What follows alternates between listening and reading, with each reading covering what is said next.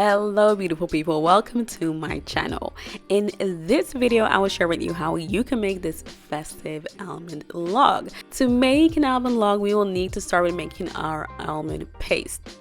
All you will need is an egg, sugar, almond flour, or blanched or regular almonds. If you can't find blanched almond flour, or if you want to go for the economical option, you can blanch them yourself by letting the almonds soak in hot water for about a minute or so.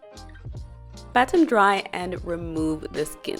To make it into almond flour, put it in a food processor and grind it until you have a coarsely ground almond flour. FYI, this works best if you're working with larger quantities.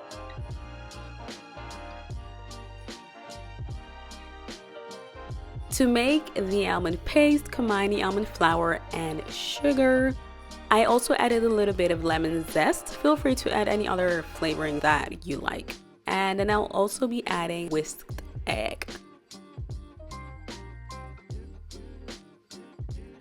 Knead the paste until it holds its form and then roll it into your desired shape. The next step is to wrap it in cling film and let it rest in the fridge for at least a day to allow the flavors to develop. To make the almond log, I am using a store-bought puff pastry sheet. Here I'm brushing it with some water.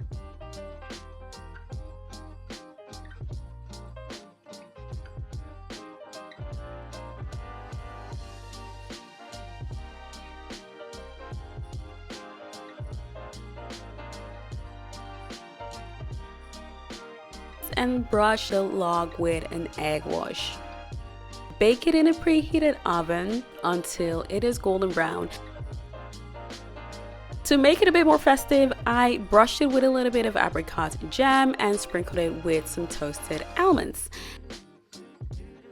And there you have it, your own Dutch almond log. If you enjoyed this video, you might also like this video or this other one. And as always, don't forget to like this video and subscribe for more recipe videos.